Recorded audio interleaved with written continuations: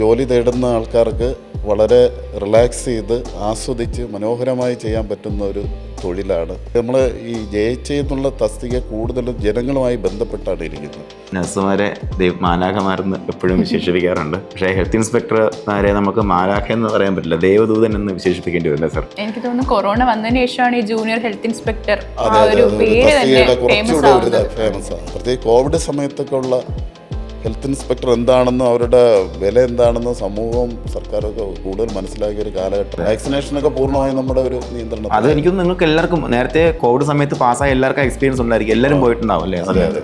നമുക്ക് health inspector തസ്തികയിൽ നിന്ന് നമുക്ക് ഡൈവേർട്ട് ചെയ്ത് പോകാൻ കഴിയുന്ന ആരോഗ്യവകുപ്പിലെ ചില തസ്തികകൾ കൂടിയുണ്ട്. പഠിക്കുന്ന സിലബസ് എന്ന് പറയുന്നത് നമുക്ക് ജോലിക്കുള്ള ഒരു ബേസാണ്, അല്ലെങ്കിൽ ഒരു ആയുധമാണ്.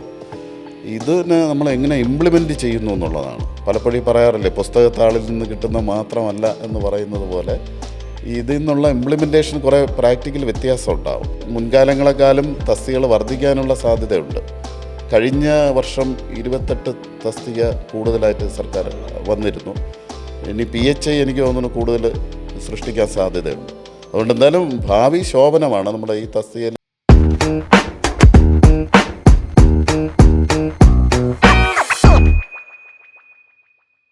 നമസ്കാരം, എല്ലാവർക്കും സഹകാരിയിലേക്ക് സ്വാഗതം. നമ്മൾ പുതിയ ഹെൽത്ത് ഇൻസ്പെക്ടർ എക്സാമിനേഷൻ അവൈറ്റ് ചെയ്യുകയാണ്. അപ്പോൾ ആ ഒരു സമയത്ത് നമ്മുടെ ഉദ്യോഗാർത്ഥികളുടെ മനസ്സിൽ ഒരുപാട് കുറച്ചറിയാം നമുക്ക് നമ്മുടെ ജോബ് എന്താണ്, ജോബിൻ്റെ ടൈമിംഗ് എന്താണ്, കുറച്ച് കാര്യങ്ങളിലും നമുക്ക് അവെയർ ആണല്ലേ. എന്നാലും നമുക്ക് ബൈ പ്രൊമോഷൻ, അതുപോലെ ഇതര സാധ്യതകൾ എന്തൊക്കെയാണ്, മറ്റുള്ള ഉയർന്ന പോസ്റ്റുകളിലേക്ക്, അതുപോലെ നമുക്ക് എന്ന് ഗസറ്റ് പോസ്റ്റിലേക്ക് എത്താൻ പറ്റും, അങ്ങനെ ഒത്തിരി ആശങ്കകളൊക്കെ നമ്മുടെ ഉള്ളിലുണ്ടാകും.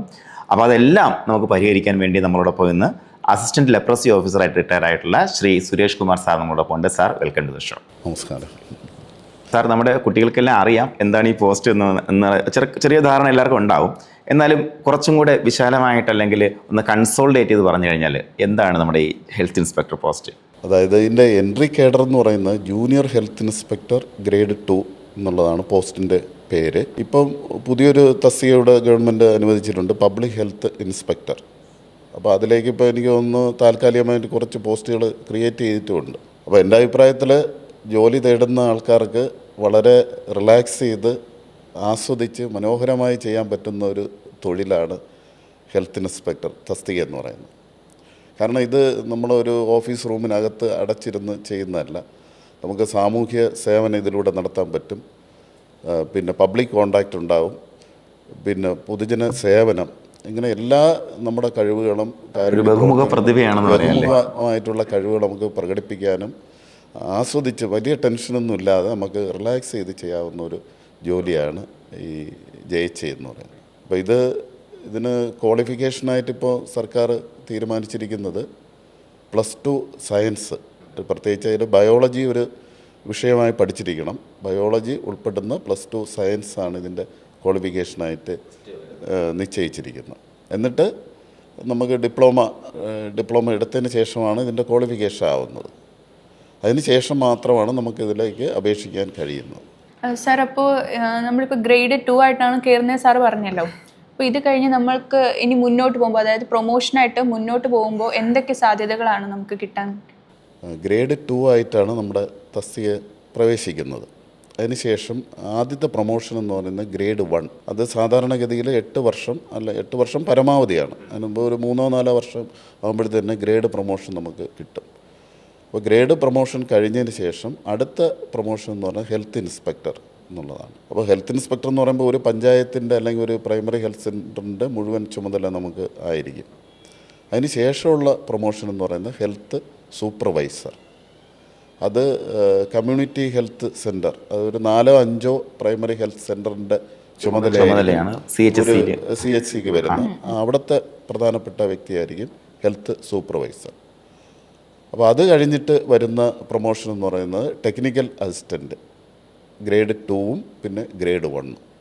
അപ്പോൾ അതിലേക്ക് എത്തുമ്പോൾ നമ്മൾ ഗസറ്റഡ് റാങ്കിലേക്ക് മാറിക്കഴിഞ്ഞിരിക്കും. അപ്പോൾ സാർ, നമുക്ക് മിനിമം ഇപ്പം റേഷ്യോ പ്രൊമോഷൻ ആണല്ലോ. അതെ, റേഷ്യോ എന്ന് അപ്പോൾ മിനിമം നമുക്ക് എത്ര വർഷം കൊണ്ട് നമുക്ക് ഈ ടെക്നിക്കൽ അസിസ്റ്റൻറ്റിലേക്ക് എത്താൻ പറ്റും?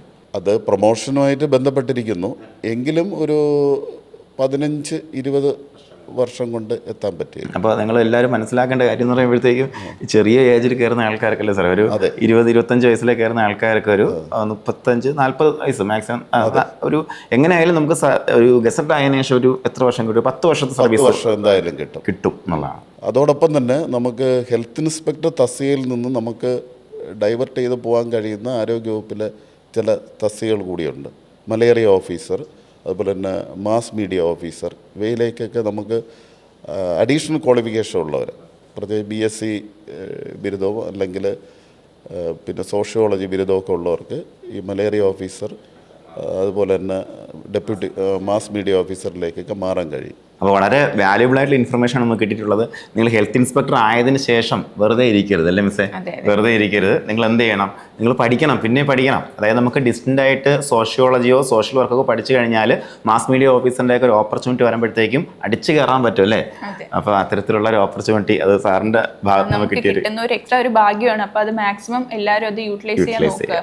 പിന്നെ നമ്മുടെ ഈ JHയുടെ സിലബസ് എന്ന് പറഞ്ഞാൽ ഒരുപാട് വാസ്റ്റ് ആണ്. അതായത് ബാക്കി PSC വെച്ച് നോക്കുമ്പോൾ അതിനെക്കാട്ടി ഭയങ്കര ചെറുതാണ്, ഭയങ്കര സിമ്പിളാണ്, നമുക്ക് പഠിച്ചെടുക്കാൻ പറ്റുന്നതേ ഉള്ളൂ. അപ്പോൾ അത് വെച്ച് നോക്കിയാൽ നമ്മുടെ ഈ ജോലിക്ക് കയറി കഴിഞ്ഞാൽ നമ്മുടെ ഈ സിലബസുമായിട്ട് ബന്ധപ്പെട്ടാണോ നമ്മൾ ആ ജോലിയിൽ ചെയ്യുന്നത്? അതായത് ഇത് നമ്മൾ പഠിക്കുന്ന സിലബസ് എന്ന് പറയുന്നത് നമുക്ക് ജോലിക്കുള്ള ഒരു ബേസാണ്, അല്ലെങ്കിൽ ഒരു ആയുധമാണ്. ഇതിനെ നമ്മൾ എങ്ങനെ ഇംപ്ലിമെൻറ്റ് ചെയ്യുന്നു എന്നുള്ളതാണ് കാര്യം. നമ്മുടെ അറിവിനേക്ക് മാത്രമാണ് പഠിക്കുന്നത്. പലപ്പോഴും പറയാറില്ലേ, പുസ്തകത്താളിൽ നിന്ന് കിട്ടുന്ന മാത്രമല്ല എന്ന് പറയുന്നത് പോലെ ഇതിൽ നിന്നുള്ള ഇംപ്ലിമെൻറ്റേഷൻ കുറേ പ്രാക്ടിക്കൽ വ്യത്യാസം ഉണ്ടാവും. കാര്യം നമ്മൾ ഈ JH എന്നുള്ള തസ്തിക കൂടുതലും ജനങ്ങളുമായി ബന്ധപ്പെട്ടാണ് ഇരിക്കുന്നത്. അതുപോലെ തന്നെ ജനപ്രതിനിധികളുമായിട്ട്, പഞ്ചായത്ത് അല്ലെങ്കിൽ ബ്ലോക്ക് ലെവലിലുള്ള ജനപ്രതിനിധികളുമായിട്ട് നമുക്ക് നിരന്തരം ബന്ധപ്പെടേണ്ടി വരും. അപ്പോൾ അവരുടെ അഭിപ്രായങ്ങൾ കൂടി ക്രോഡീകരിച്ചുകൊണ്ട് പ്രാക്ടിക്കലായിട്ട് നമ്മൾ അറിവുകൾ എങ്ങനെ പ്രയോജനപ്പെടുത്താം എന്നുള്ളതാണ്. നമ്മൾ ഉദ്ദേശിക്കുന്നതിനേക്കാളും വളരെ വലിയൊരു വാല്യൂ അല്ലെങ്കിൽ വില നമ്മുടെ സമൂഹം നമുക്ക് കൽപ്പിക്കുന്നുണ്ട്. ഒരു പ്രദേശത്തെ, അതായത് ഒരു 5000 പോപ്പുലേഷൻ 2-3 വാർഡ് പഞ്ചായത്തിൻ്റെ വരുന്ന പ്രദേശത്താണ് ഒരു JHയുടെ പ്രവർത്തന മേഖല എന്ന് പറയുന്നത്. ആ പ്രദേശത്ത് ആരോഗ്യ സംബന്ധമായ ഔദ്യോഗിക വക്താവ് അല്ലെങ്കിൽ ഗവൺമെൻറ് ചുമതലപ്പെടുത്തിയിട്ടുള്ള അധികാരി എന്ന് പറയുന്നത് JHയാണ്. JH പറയുന്നതായിരിക്കും അന്തിമമായ വാക്കെന്ന് പറയുന്നത്. പലപ്പോഴും ഈ ഒരു തർക്കങ്ങളിപ്പം ഡിസ്റ്റൻസ് അല്ലെങ്കിൽ എന്തെങ്കിലും തർക്കങ്ങൾ വരാൻ കോടതി പോലും ഹെൽത്ത് ഇൻസ്പെക്ടറുടെ റിപ്പോർട്ട് പരിശോധിച്ച് അതിന് ബേസിലാണ് വിധി നിർണ്ണയിക്കുന്നത്. അത്രയും വലിയൊരു പോസ്റ്റാണ്. ജനങ്ങൾ നമ്മളെ വളരെ വലിയൊരു ആളായിട്ട് കാണുന്ന ഒരു, നമുക്ക് അതാണ് ഞാൻ നേരത്തെ പറഞ്ഞത്, നമുക്ക് നല്ലവണ്ണം ആസ്വദിച്ച് ജനങ്ങളുമായിട്ട് ഇഴുകിച്ചേർന്ന് മനോഹരമായിട്ട് തന്നെ ചെയ്യാൻ പറ്റുന്ന ഒരു തൊഴിലാണെന്ന്. സാറെ പെട്ടെന്ന് ഓർത്തെടുത്താലേ സാർ ഇത്തരത്തിൽ നമ്മുടെ സർവീസ് ഫീൽഡിൽ അനുഭവിച്ചിട്ടുള്ള ഒരു ടെൻഷനേറിയ ഒരു സിറ്റുവേഷൻ ഓർത്തെടുക്കാമോ? ടെൻഷനേറിയത് ഒരുപാടുണ്ട്, എങ്കിലും ഈ ഇൻസ്പെക്ഷനുമായി ബന്ധപ്പെട്ട കാര്യങ്ങളാണ്. പിന്നെ അതുപോലെ തന്നെ നമ്മൾ ഈ പരാതികളുണ്ട്, ഇപ്പോൾ പബ്ലിക് കംപ്ലയിൻസ്, അതുമായി ബന്ധപ്പെട്ട് വരാറുണ്ട്. പിന്നെ കൂടുതലും ഈ അന്യദേശ തൊഴിലാളികൾ തിങ്ങിപ്പാർക്കുന്ന പ്രദേശത്ത് നമ്മൾ കൂടുതലും പരിശോധന പോകേണ്ടി വരും. അപ്പോൾ ഞങ്ങളങ്ങനെ പോകുന്ന സ്ഥലത്തെല്ലാം കാണുന്ന കാഴ്ച എന്ന് പറയുന്നത് വളരെ കുടുസായ ഒരു മുറി, ഒരു 100 സ്ക്വയർ ഫീറ്റ് പോലും സ്ഥലമില്ലാത്ത ഒരു ഏരിയയിൽ 10-30 പേര് അവിടെ പാർപ്പിച്ചിരിക്കുന്നു. അവർ ഭക്ഷണം കഴിക്കുന്നതും വസ്ത്രം മാറുന്നതും കുളിക്കുന്നതും എല്ലാം ഈ ഒരു ഏരിയയിലാണ്. അപ്പോൾ അങ്ങനെയുള്ള സ്ഥലത്ത് നമ്മൾ പരിശോധന നടത്തുമ്പോൾ അവരിൽ നിന്നൊക്കെ നമുക്ക് നല്ല എതിർപ്പുണ്ടാവാൻ സാധ്യതയുണ്ട്. അപ്പോൾ അങ്ങനെയുള്ള എതിർപ്പ് ഉണ്ടായിട്ടുണ്ട്. പക്ഷേ അത് ഞങ്ങൾ തരണം ചെയ്യുന്ന അവിടുത്തെ ജനപ്രതിനിധികളുമായിട്ടും കൂടി സംസാരിച്ച് അവരെയും കൂടെ ഉൾപ്പെടുത്തിക്കൊണ്ടാണ് ഞങ്ങൾ പരിശോധന നടത്തുന്നത്. അപ്പോൾ അവിടെ യഥാർത്ഥ പ്രതികളെന്ന് പറഞ്ഞാൽ ഇവരല്ല, ഇത് റെൻ്റ് കൊടുക്കുന്ന മുതലാളിമാരാണ്. ഈ കുടിസ ഇവരിൽ നിന്ന് നല്ല തുക അവർ വാങ്ങുന്നുണ്ട്. വാങ്ങിയിട്ട് അവർക്ക് യാതൊരു സൗകര്യവും ചെയ്യാതെ വളരെ ചുരുങ്ങിയ സൗകര്യങ്ങൾ മാത്രം ചെയ്തു കൊടുക്കുന്നുണ്ട്. അപ്പോൾ അത് ഇടപെട്ട് ഞങ്ങൾ പഞ്ചായത്ത് പ്രശ്നമുണ്ടാകും, എതിർപ്പുണ്ട്. പക്ഷേ അത് പരിഹരിക്കാൻ ഞങ്ങൾക്ക് കഴിഞ്ഞു എന്നുള്ളതാണ്. കർശനമായ ഇടപെടലിലൂടെ അവർക്ക് ആവശ്യമായ ഒരാളിന് ഇത്ര സ്ക്വയർ ഫീറ്റ് എന്നുള്ള ഏരിയ കണക്കാക്കി നമുക്ക് കൊടുക്കാനും അവർക്കുള്ള ബാത്റൂം സൗകര്യങ്ങളും ഈ പറഞ്ഞ മുതലാളിമാരുടെ ഭാഗത്ത് നമുക്ക് എതിർപ്പുകളുണ്ടാവാം. പക്ഷേ അത് നമ്മൾ എപ്പോഴും നമ്മൾ ജനപ്രതിനിധികളുമായിട്ട് നല്ലൊരു ബന്ധം ഉണ്ടാക്കിയിരിക്കണം. പിന്നെ കൂടുതൽ നല്ല അനുഭവങ്ങളുണ്ട്. നമുക്ക് ഇതിൻ്റെ ഇത് ജോലിയുടെ ഭാഗമായിട്ട് ക്ഷയരോഗികൾ, TB പേഷ്യൻ്റ്, ലെപ്രസി പേഷ്യൻറ്റിനൊക്കെ നമ്മൾ മരുന്ന് കൊടുക്കുന്നത് നമ്മളാണ്. നേരിട്ട് നമ്മൾ മരുന്ന് കൊടുക്കുകയാണ്, ഫാർമസിസ്റ്റ് അല്ല, നമ്മൾ തന്നെ കൊടുക്കുകയാണ്. അങ്ങനെ കൊടുക്കുമ്പോൾ അവരിൽ നിന്ന് കിട്ടുന്ന, അവരുടെ കുടുംബത്തിൽ നിന്ന് കിട്ടുന്ന ആ സപ്പോർട്ട് എന്ന് പറയുന്നത് വളരെ വലുതാണ്. കാര്യം സമൂഹം ഇപ്പോഴും നമ്മൾ ലെപ്രസി മുക്തമല്ല എപ്പോഴും നമ്മൾ അല്ല, ലെപ്രസി ഇപ്പോഴും ഉണ്ട്, കേരളത്തിലുണ്ട്. കുഷ്ഠരോഗമുണ്ട്. ഓരോ വർഷവും ഏതാണ്ട് 100ഓളം കേസുകൾ കണ്ടെത്തുന്നു എന്നുള്ളതാണ്. അതിൽ നിർഭാഗ്യവശാൽ ചൈൽഡ് കേസ് ഉൾപ്പെടെ കണ്ടെത്തിയിട്ടുണ്ട് അടുത്ത കാലത്ത് തന്നെ. അപ്പോൾ ചൈൽഡ് കേസ് ഉണ്ടെന്ന് പറഞ്ഞാൽ കേസുകൾ ഇപ്പോഴും സമൂഹത്തിലുണ്ടെന്നാണ്. അപ്പോൾ അങ്ങനെ സ്റ്റിഗ്മ അനുഭവിക്കുന്ന ഒരു കുടുംബത്തിൽ നമ്മൾ ചെന്ന് അവരെ മരുന്ന് കൊടുക്കുന്നു, അവർക്ക് വേണ്ട സൗകര്യങ്ങൾ ചെയ്തു കൊടുക്കുന്നു, ഇവർക്ക് പെൻഷനൊക്കെ ഉണ്ട് സർക്കാരിൽ നിന്ന്, അത് വാങ്ങിക്കൊടുക്കാൻ നമുക്ക് കഴിയും, നമ്മുടെ സർട്ടിഫിക്കറ്റ്. ഇതൊക്കെ ചെയ്യുമ്പോൾ ആ കുടുംബത്തിൽ നിന്ന് കിട്ടുന്ന, അവർ ശരിക്കും പറഞ്ഞാൽ നമ്മളൊരു ദൈവ തുല്യരായിട്ടാണ് കാണുന്നത്. അത്രയും എന്താ പറയുക, ഒരു പുണ്യം, അങ്ങനെ പറഞ്ഞു കഴിഞ്ഞാൽ നമ്മുടെ ഒരു ജീവിതം കൊണ്ടുള്ള പുണ്യം നമുക്ക് നമ്മുടെ തലമുറയ്ക്കും കിട്ടുന്ന ജോലി കൂടിയാണത്. അങ്ങനെയുള്ള ഒരുപാട് അനുഭവങ്ങൾ എനിക്ക് ഉണ്ടായിട്ടുണ്ട്. നമ്മൾ നഴ്സുമാരെ മാലാഖമാരെന്ന് എപ്പോഴും വിശേഷിപ്പിക്കാറുണ്ട്. പക്ഷേ ഹെൽത്ത് ഇൻസ്പെക്ടർമാരെ നമുക്ക് മാലാഖ എന്ന് പറയാൻ പറ്റില്ല, ദേവദൂതൻ എന്ന് വിശേഷിപ്പിക്കേണ്ടി വരില്ല സർ. ഒരു സൈലന്റ് ആയിട്ടുള്ള ഒരു ദേവദൂതൻ. അതെ, പ്രത്യേകിച്ച് കോവിഡ് സമയത്തൊക്കെ ഉള്ള ഹെൽത്ത് ഇൻസ്പെക്ടർ എന്താണെന്നും അവരുടെ വില എന്താണെന്നും സമൂഹവും സർക്കാരൊക്കെ കൂടുതൽ മനസ്സിലാക്കിയ ഒരു കാലഘട്ടം എന്ന് പറഞ്ഞാൽ ആ സമയത്ത് എനിക്ക് തോന്നുന്നു ക്വാളിഫൈഡ് ആയിട്ടുള്ള എല്ലാവരും ഡെപ്യൂട്ട് ചെയ്തു അങ്ങോട്ട് അല്ലേ, എല്ലാവരും ഡെപ്യൂട്ട് ചെയ്തു. ഇടയിലേക്ക് അങ്ങ് വാക്സിനേഷനൊക്കെ പൂർണ്ണമായും നമ്മുടെ ഒരു നിയന്ത്രണം. അത് എനിക്കൊന്നും നിങ്ങൾക്ക് എല്ലാവർക്കും നേരത്തെ കോവിഡ് സമയത്ത് പാസ്സായ എല്ലാവർക്കും എക്സ്പീരിയൻസ് ഉണ്ടായിരിക്കും, എല്ലാവരും പോയിട്ടുണ്ടാവും അല്ലേ. അതേപോലെ തന്നെ മരണപ്പെട്ടവരെയൊക്കെ ഈ ഹെൽത്ത് ഇൻസ്പെക്ടർമാരാണ് ഒറ്റയ്ക്ക് പലയിടത്തും ഈ അടക്കം ചെയ്യുന്നതിന് കർമ്മങ്ങൾ ചെയ്യാൻ മക്കളും അല്ലെങ്കിൽ അടുത്തുള്ള ബന്ധുക്കളൊന്നും വരുന്നില്ല. ആ കാര്യം കൂടി ചെയ്ത ഹെൽത്ത് ഇൻസ്പെക്ടർമാരും ഉണ്ട്. അതുപോലെ തന്നെ ക്വാറന്റൈൻ സമയത്ത് നമ്മൾ വിദേശത്തു നിന്ന് വരുന്നവരെ പാർപ്പിക്കുന്ന സ്ഥലങ്ങൾ, അവിടുത്തെ ചുമതല നമുക്കാണ്. ആദ്യമൊന്നും ആരും അങ്ങോട്ട് വരാൻ ധൈര്യപ്പെടില്ല. വന്നതിന് ശേഷമുള്ള പ്രത്യേകത എന്ന് പറഞ്ഞാൽ അവർ തിരികെ പോകാൻ വില്ലിങ് അല്ല. 14 ദിവസം കഴിഞ്ഞ് അവരെ വിടേണ്ടതാണ്. അപ്പോൾ അവർ കരഞ്ഞ് നമ്മളോട് പറയും, സാറേ എങ്ങനെയെങ്കിലും ഒരാഴ്ചയും കൂടെ വീട്ടുകാരും ഇത് തന്നെയാണ് പറയുന്നത്, അദ്ദേഹത്തെ ഒരു കുറച്ച് ദിവസം കൂടെ അവിടെ. അപ്പോൾ ആ ബന്ധങ്ങളുടെ ഒരു വിടവാണ് നമ്മൾ മനസ്സിലാക്കുന്നത്, മാനുഷിക ബന്ധങ്ങളുടെ.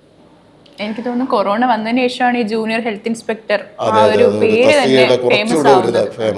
പിന്നെ നമ്മുടെ ഈ ഒരു HIയുടെ കീഴിൽ ഒരു 4 JHI എന്ന ഒരു റേഷ്യോ ആണ് നമ്മൾ പഠിക്കുമ്പോഴൊക്കെ പഠിച്ചിട്ടുള്ളത്. അപ്പം ആ ഒരു റേഷ്യോ വെച്ച് തന്നെയാണ് ഇപ്പോൾ നിലവിൽ പൊയ്ക്കൊണ്ടിരിക്കുന്നത്. ഏറെക്കുറെ അങ്ങനെയാണ്, എങ്കിലും ചില സ്ഥലങ്ങളിൽ വ്യത്യാസം ഉണ്ടാവും. 5000 പോപ്പുലേഷന് ഒരു JHI എന്നുള്ളതാണ് കണക്ക്. അപ്പോൾ ഒരു പഞ്ചായത്തിൽ ഒരു പ്രൈമറി ഹെൽത്ത് സെൻ്ററാണ് സാധാരണ ഉണ്ടാവാറുള്ളത്. സാധാരണഗതിയിൽ ഒരു 30,000 മുതൽ 50,000 വരെയാണ് ഒരു പഞ്ചായത്തിൻ്റെ പോപ്പുലേഷൻ. അങ്ങനെ വരുമ്പോൾ ഈ സബ് സെൻ്റർ അനുസരിച്ച് ഒരു 6 മുതൽ 8 വരെ സബ് സെൻ്ററുകൾ വരാം. അപ്പം 8 JHIമാരുള്ള PHCകളും ഉണ്ട്. അപ്പോൾ പോപ്പുലേഷൻ കൂടുന്നതനുസരിച്ച് 3 JHI ഉള്ളതുമുണ്ട്. കാരണം ഒരു പഞ്ചായത്തിൽ തന്നെ 2 PHCകൾ അപൂർവമായിട്ട് പ്രവർത്തിക്കുന്നുണ്ട്. അപ്പോൾ അവിടെ പോപ്പുലേഷൻ കുറയും. അപ്പോഴും 3 JHIമാരായിരിക്കും. എങ്കിലും നമുക്ക് ശരാശരി ഒരു 4-5 എന്ന് പറയാൻ പറ്റും. 5 JHIക്ക് ഒരു HI എന്നുള്ള ഒരു ശരാശരി, ഒരു വേരിയേഷൻ വരാം.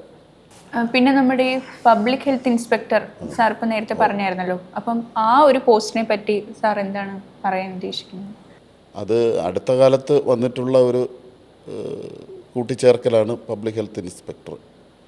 കോർപ്പറേഷനിലുള്ള HIമാരുടെ ആ ഒരു ചുവട് പിടിച്ച് പഞ്ചായത്തുകളിലേക്ക് വരുന്നതിനുള്ള ഒരു ഭാഗമായിട്ടാണ്.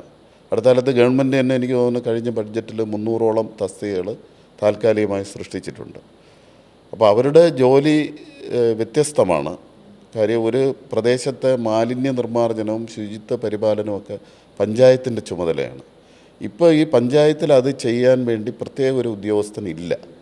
അപ്പോൾ അതുകൊണ്ടായിരിക്കണം ഗവൺമെൻറ് ഇപ്പം പഞ്ചായത്തിലേക്ക് ഒരു PHIയെ നിയമിക്കുന്നത്. നിലവിൽ മുനിസിപ്പാലിറ്റിയിലും കോർപ്പറേഷനിലും ഉണ്ട്, പഞ്ചായത്തുകളിലില്ല. ശരിയാണ്. അപ്പം പഞ്ചായത്തിൽ ഒരുപാട് മാലിന്യ പ്രശ്നങ്ങളുണ്ട്. ഹോട്ടൽ, അപ്പം ഇനി ഭാവിയിൽ അവിടുത്തെ ഹോട്ടൽ ഇൻസ്പെക്ഷൻ, അതുപോലെ തന്നെ മാലിന്യ നിർമ്മാർജ്ജനം, ശുചിത്വ പരിപാലനം, ഇതെല്ലാം ഇദ്ദേഹത്തിൻ്റെ ചുമതലയും. മറ്റ് നമ്മൾ ആരോഗ്യ സംബന്ധമായ പകർച്ചവ്യാധി നിയന്ത്രണം, നാഷണൽ പ്രോഗ്രാമിൻ്റെ ഇംപ്ലിമെൻറ്റേഷനൊക്കെ നമ്മുടെ JHIയുടെ ആയിരിക്കും. ഇത് ഒരു PHIയുടെ എന്ന് പറയുമ്പോൾ ഒരു യൂണിഫോം പോസ്റ്റ് അല്ലേ? അതെ. അതായത് SIയുടെ അതേ സെയിം ലെവല് 2 സ്റ്റാർ. അപ്പം SI ആവാനൊക്കെ ആഗ്രഹമുള്ള ആൾക്കാർക്ക് എളുപ്പത്തിൽ കയറാൻ പറ്റുന്ന ഒരു ഒരുപാട് ചെറുപ്പക്കാർ യൂണിഫോം തസ്തിക സ്വപ്നം കാണുന്നുണ്ട്. അപ്പോൾ ഈ യൂണിഫോം ഉള്ള ഒരു തസ്തികയാണ് PHI. നമുക്ക് ഫിസിക്കലും വേണ്ട, സ്റ്റാറൊക്കെ ഉള്ളതാണ്. ഫിസിക്കൽ ടെസ്റ്റും ഇല്ലാതെ ഫിസിക്കൽ ടെസ്റ്റ് ഇല്ലാതെ തന്നെ, അതായത് യൂണിഫോം എന്ന് പറയുമ്പോൾ എപ്പോഴും പബ്ലിക് ബഹുമാനിക്കുന്ന ഒരു തസ്തികയായിരിക്കും എല്ലാ യൂണിഫോം. അപ്പോൾ യൂണിഫോമോട് കൂടി നമ്മളൊരു ഇൻസ്പെക്ഷൻ അടുത്ത് തന്നെ TV-യിൽ കണ്ട ട്രിവാൻഡ്രത്തെ റെയ്ഡിലൊക്കെ അതെ യൂണിഫോമോട് കൂടി ചെയ്ത് കഴിഞ്ഞാൽ അതിനൊരു പ്രത്യേക ഒരു ഗാംഭീര്യം അല്ലെങ്കിൽ വാല്യൂ ഉണ്ടാകും. അപ്പോൾ എന്തായാലും നമ്മുടെ PHI പോസ്റ്റ് വരട്ടെ അല്ലേ? അത് പോസ്റ്റ് ക്രിയേഷൻ നന്നായിട്ട് വരട്ടെ നമുക്ക് ആശംസിക്കാം. അപ്പോഴത്തേക്ക് കുറച്ചുകൂടെ ഓപ്പർച്യൂണിറ്റീസ് തീർച്ചയായും ആവാനൊക്കെ ആഗ്രഹമുള്ള, അതായത് അത് നടക്കാതെ പോയ ആൾക്കാർക്ക് ഫിസിക്കൽ ഇല്ലാതെ ഒരു JHI എന്ന ഒരു പോസ്റ്റിലൂടെ നിങ്ങളുടെ സ്വപ്നം സാക്ഷാത്കരികളെ ഭാഗ്യം ഉണ്ടാവട്ടെ. എന്തായാലും പുതിയ സർക്കാരൊക്കെ വരുമ്പോൾ അത് നമ്മുടെ നാടിൻ്റെ വളരെ വലിയ ആവശ്യം കൂടിയാണ്. അതിൻ്റെ ഫസ്റ്റ് സ്റ്റെപ്പാണെന്ന് തോന്നുന്നു താൽക്കാലികമായി ഇപ്പോൾ പോസ്റ്റ് ക്രിയേറ്റ് ചെയ്ത്. ഭാവിയിൽ അത് സ്ഥിരപ്പെടാനുള്ള സാധ്യതയുണ്ട്. നമുക്ക് 1000-ഓളം പഞ്ചായത്തുണ്ട്. അപ്പോൾ അത്രയും തസ്തികകൾ തന്നെ അവിടെ വരാനുള്ള സാധ്യതയുണ്ട് ഭാവിയിൽ. പിന്നെ നമ്മുടെ ഈ ജൂനിയർ ഹെൽത്ത് ഇൻസ്പെക്ടറും പബ്ലിക് ഹെൽത്ത് ഇൻസ്പെക്ടറും രണ്ടും തമ്മിലുള്ള ഡിഫറൻസ് ഒന്ന് പറഞ്ഞാൽ. ഡിഫറൻസ് പറഞ്ഞാൽ, ഒന്ന് ഞാൻ നേരത്തെ സൂചിപ്പിച്ചതുപോലെ JHIയുടെ കൂടുതൽ ഉത്തരവാദിത്വം എന്ന് പറയുന്നത് നമ്മുടെ പകർച്ചവ്യാധി നിയന്ത്രണം, ഇപ്പോൾ ഡെങ്കു ഫീവർ, ചിക്കൻ അങ്ങനെയുള്ള അതിൻ്റെ നിയന്ത്രണം, പിന്നെ നാഷണൽ പ്രോഗ്രാംസിൻ്റെ ഇംപ്ലിമെൻറ്റേഷൻ. ഒരുപാട് നാഷണൽ പ്രോഗ്രാംസാണ്. പൾസ് പോളിയോ അതിൻ്റെ ഒരു ഉദാഹരണമാണ്. അതുപോലുള്ള അതിൻ്റെ എല്ലാം ഇംപ്ലിമെൻറ്റേഷൻ JHIയാണ്.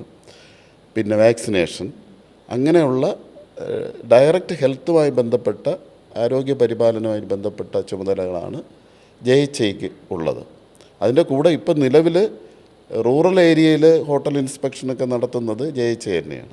അപ്പോൾ ഈ PHI തസ്തിക വരുമ്പോഴത്തേക്ക് ആ പ്രദേശത്തെ ഹോട്ടൽ ഇൻസ്പെക്ഷൻ, അതുപോലെ തന്നെ മാലിന്യ നിർമ്മാർജ്ജനം, അതുമായി ബന്ധപ്പെട്ട പരാതി പരിഹരിക്കൽ, ശുചിത്വ പരിപാലനം, ഇതെല്ലാം ഈ PHIയുടെ ചുമതലയായി തീരാനാണ് സാധ്യത. JHIക്ക് മറ്റൊരു നേരത്തെ പറഞ്ഞതുപോലുള്ള മനസ്സിലായി. ഞങ്ങൾക്ക് ഈ മുനിസിപ്പാലിറ്റിയുടെ ഫീൽഡ് ട്രെയിനിൻ്റെ ടൈമിൽ ഇൻസ്പെക്ഷൻ ഉണ്ടായിരുന്നു, ഹോട്ടൽ ഇൻസ്പെക്ഷൻ. അപ്പോൾ ആ ടൈമിലൊക്കെ അവിടുത്തെ സാറുമാരോടെയൊക്കെ പോകുമ്പോൾ ഭയങ്കര ഇൻട്രസ്റ്റിംഗ് ആണ്. അവിടെ ഫുഡ് എന്തോ നല്ലതാണോ ചീത്തയാണോ നോക്കുന്നു, അവിടെ നിന്ന് ഫുഡ് എടുക്കുന്നു, കഴിക്കാൻ പറ്റത്തില്ല. അങ്ങനെ 2-3 സ്ഥലത്ത് നിന്ന് മോശം ഫുഡുകൾ പിടിച്ചിട്ടുണ്ടായിരുന്നു. അപ്പോൾ അതൊക്കെ ഭയങ്കര ഒരു ഈ പബ്ലിക് ഹെൽത്ത് ഇൻസ്പെക്ടർ എന്ന നിലയിൽ അതൊക്കെ കാണുമ്പോൾ ഭയങ്കര അതാകണം, യൂണിഫോം പോസ്റ്റ് ആണ്. അപ്പോൾ അങ്ങനെ ഒരു നമുക്ക് ചെയ്യാവുന്ന ഒരു പൊതുജന സേവനം കൂടിയാണ്. പബ്ലിക്കിനെ രക്ഷപ്പെടുത്തുകയാണ് ചെയ്യുന്നത്. അതിലൂടെ നമ്മൾ വേസ്റ്റായ ഫുഡ് കഴിക്കാതിരിക്കുക, അതിലൂടെ നമുക്ക് പബ്ലിക് സപ്പോർട്ട് എപ്പോഴും ഉണ്ടാവും. ഈ പരിശോധനയൊക്കെ നടക്കുന്ന സമയത്ത് പബ്ലിക്കിൻ്റെ സപ്പോർട്ട് നമുക്കാണ് എപ്പോഴും. ഹോട്ടൽ ഉടമയിൽ നിന്നൊക്കെ ചിലപ്പം ചെറിയ എതിർപ്പൊക്കെ ഉണ്ടാകാൻ സാധ്യതയുണ്ട്, ഭീഷണികളൊക്കെ ഉണ്ടാകാൻ സാധ്യതയുണ്ട്. എങ്കിലും പൊതുജന സപ്പോർട്ട് നമുക്കാണ് അവിടെ. അപ്പോൾ നമ്മൾ ഈ പബ്ലിക് ഹെൽത്ത് ഇൻസ്പെക്ടറായിട്ട് ഇതേപോലെ നമ്മൾ ഫുഡ് ഇൻസ്പെക്ഷന് വേണ്ടി പോകുന്നുണ്ടല്ലോ, ഈ സെയിം ജോലി തന്നെയാണല്ലോ ഈ ഫുഡ് ഇൻസ്പെക്ടറും ചെയ്യുന്നത്. അപ്പോൾ ഇത് രണ്ടും തമ്മിലുള്ള വ്യത്യാസം എന്തായിരിക്കും? രണ്ടും തമ്മിലുള്ള വ്യത്യാസം എന്ന് പറയുന്നത്, ശരിക്കും നമ്മൾ സാമ്പിൾ കളക്ട് ചെയ്യാനും അത് പരിശോധിക്കാനുള്ള അധികാരം നമുക്ക് ഹെൽത്ത് ഇൻസ്പെക്ടറിനില്ല. നമ്മൾ ശരിക്കും ചെയ്യുന്നത് അവിടുത്തെ ഹൈജീൻ ശരിയാണോ, അതായത് അടുക്കളയിലെ കിച്ചൺ പാകം ചെയ്യുന്ന സ്ഥലത്തുള്ള വൃത്തി, അങ്ങനെയുള്ള കാര്യങ്ങൾ നമുക്ക് നോക്കാം. പിന്നെ ആഹാര സാധനങ്ങളുടെ പഴക്കം നോക്കാം. എക്സ്പയറി ഡേറ്റൊക്കെ വെച്ചിട്ട് നമുക്ക് എന്തുമാത്രം പഴക്കം. സാമ്പിൾ എടുക്കുന്നത് കളക്ട് ചെയ്യുന്ന ഫുഡ് സേഫ്റ്റി വിഭാഗമാണ്, അവരാണ് അത് ചെയ്യേണ്ടത്. എങ്കിലും നമുക്ക് ബാക്കി ഒരുപാട് കാര്യങ്ങൾ നോക്കാനുണ്ട്. അവിടുത്തെ ഇവർ ലൈസൻസ് എടുത്തിട്ടുണ്ടോ, ഈ പാകം ചെയ്യുന്ന തൊഴിലാളികളെല്ലാം ഹെൽത്ത് കാർഡ് എടുത്തിട്ടുണ്ടോ, ഹെൽത്ത് കാർഡ് എടുപ്പിക്കേണ്ട ചുമതലയൊക്കെ നമുക്ക് വലിയൊരു റോളുണ്ട് അവിടെ. പിന്നെ അതേപോലെ ബർത്ത് ഡെത്ത് രജിസ്ട്രേഷൻ, അത് ഈ ഹെൽത്ത് ഇൻസ്പെക്ടറിൻ്റെ ഒരു പ്രധാനപ്പെട്ട ഒരു ജോലിയാണ്. അപ്പം ഇത് നമുക്ക് ഈ PHIയിൽ കയറി കഴിഞ്ഞാൽ, അതായത് പബ്ലിക് ഹെൽത്ത് ഇൻസ്പെക്ടർ ഗ്രേഡ് 2 ആയിട്ട് കയറി കഴിഞ്ഞാൽ HI ആയിട്ടാണോ നമുക്ക് ഈ ഒരു ജോലി കിട്ടുന്നത്, അതോ PHI ഗ്രേഡ് 2-ൽ തന്നെ കിട്ടുമോ? അത് കോർപ്പറേഷനിലൊക്കെ HI ആയിട്ടാണ്. എനിക്ക് തോന്നുന്നു പഞ്ചായത്തുകളിൽ PHI പിന്നെ പ്രൊമോഷൻ വരാനുള്ള സാധ്യത ഒരു പോസ്റ്റായിരിക്കും മിക്കവാറും താൽക്കാലികം വരാം. അദ്ദേഹത്തിൻ്റെ തന്നെ ചുമതല തന്നെ ആയിരിക്കും. പിന്നെ ഇതിൽ ഞാൻ നേരത്തെ പറയാൻ വിട്ടുപോയ ഒരു കാര്യം എന്ന് പറയുന്നത്, JHIയും PHIയും വരുമ്പോൾ 2 വകുപ്പുകളായി മാറുന്നു എന്നുള്ളതാണ്. നമ്മുടെ JHI എന്ന് പറഞ്ഞാൽ ഹെൽത്ത് സർവീസസിൻ്റെ ഭാഗമാണ്. PHI വരാൻ സാധ്യത മുനിസിപ്പൽ കോമൺ സർവീസ്, അപ്പൊ അതിന് അതായത് രണ്ടും തദ്ദേശ രണ്ടായിട്ടാണ് സ്വയംഭരണ എക്സാം വരുന്നത്. എക്സാം വരുന്നത് രണ്ടാണ്, 2 വകുപ്പുകളാണ്. ഒന്ന് ആരോഗ്യ വകുപ്പും ഒന്ന് തദ്ദേശ ഇവിടെ ക്വാളിഫിക്കേഷൻ വൈസ് വ്യത്യാസമുണ്ട് സാർ. കാര്യം നമുക്ക് പഴയ 1 ഇയർ ഡിപ്ലോമ ഉള്ള ആൾക്കാർക്കും അതിന് അപേക്ഷിക്കാം, PHC അപേക്ഷിക്കാൻ പറ്റും. മാത്രമല്ല ഈ +2 സയൻസിന്റെ അല്ല സാർ, അത് അവർക്ക് ആ ഒരു സാനിറ്റേഷൻ ബേസ്ഡാണ് വരുന്നത്. അത് സാനിറ്ററി ഇൻസ്പെക്ടർ കോഴ്സ് കഴിഞ്ഞ ആൾക്കാർക്കും +2 സയൻസ് ഇല്ലാത്ത ആൾക്കാർക്കും കഴിഞ്ഞ പ്രാവശ്യം വരെ അപേക്ഷിക്കാൻ പറ്റുമായിരുന്നു. അവർക്ക് സാധ്യത ഉണ്ട്, പറയാൻ പറ്റില്ല. അങ്ങനെ വകുപ്പ് വ്യത്യാസമുണ്ട്. അപ്പം ട്രാൻസ്ഫർ അങ്ങോട്ടും ഇങ്ങോട്ടും നടക്കാൻ സാധ്യത കുറവാണ്. PHIയിലാകുമ്പോൾ പെട്ടെന്ന് ട്രാൻസ്ഫർ നടക്കും തോന്നുന്നു അല്ലേ? PHI ആകുമ്പോൾ ഒരു പഞ്ചായത്ത് ടു അടുത്ത പഞ്ചായത്ത്, അല്ലെങ്കിൽ ഒരു ജില്ല കോർപ്പറേഷൻ. അല്ലേ, ജില്ലാ വൈസ് അല്ലേ ട്രാൻസ്ഫർ ഉണ്ടാവുന്നത്? ജില്ലാ വൈസ് ആവണമെന്നില്ല. ആദ്യത്തെ 5 വർഷം അതാത് ജില്ലകളിൽ തന്നെ ആയിരിക്കും. പ്രൊമോഷൻ ആകുമ്പോഴാണ്, അതായത് ഇപ്പം JHI ഗ്രേഡ് 2ലാണല്ലോ നമ്മൾ കയറുന്നത്. ഗ്രേഡ് 1 ആകുമ്പോൾ സ്റ്റേറ്റ് വൈസ് ലിസ്റ്റ് ആവും. അതുവരെ ഓരോ ജില്ലയിലെ ജില്ലാ അടിസ്ഥാനത്തിലാണ് നിയമനം. പിന്നീട് നമുക്ക് ഈ കേരളത്തിൽ എവിടെ വേണമെങ്കിലും ട്രാൻസ്ഫർ വരാൻ സാധ്യതയുണ്ട്. അപ്പോൾ ഇനി വരാൻ പോകുന്ന പരീക്ഷ നമ്മുടെ ഹെൽത്ത് ഇൻസ്പെക്ടർ JHI എക്സാമിനേഷൻ ഏറ്റവും അടുത്ത് വരാൻ പോകുന്നത്. അതുപോലെ അത് കഴിഞ്ഞ് നമുക്ക് PHIക്ക് വേണ്ടി പ്രിപ്പയർ ചെയ്ത് തുടങ്ങാം. അപ്പോൾ അതിന് വേണ്ടിയിട്ട് നിങ്ങൾക്ക് വേണ്ടുന്ന ഊർജ്ജങ്ങളെല്ലാം സാർ തന്നിട്ടുണ്ട്.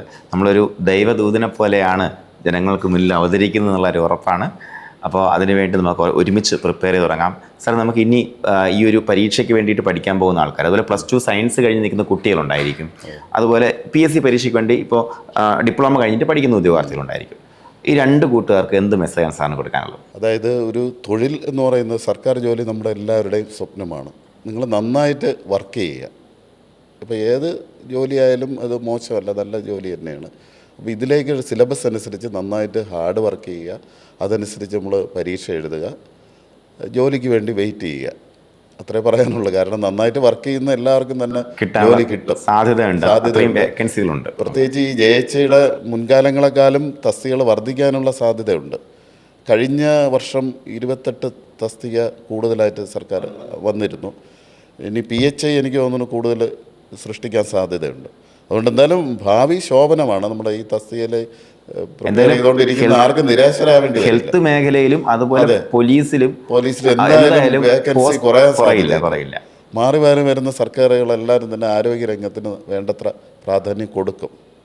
അതുകൊണ്ട് തന്നെ ഒട്ടും നിരാശപ്പെടേണ്ട, നന്നായി വർക്ക് ചെയ്യുക, നിങ്ങൾക്ക് ജോലി കിട്ടും എന്നുള്ളത് നമുക്ക് ഉറപ്പാണ്. അപ്പോൾ എല്ലാ കൂട്ടുകാർക്കും എല്ലാവർക്കും ആശംസകൾ. Thank you sir.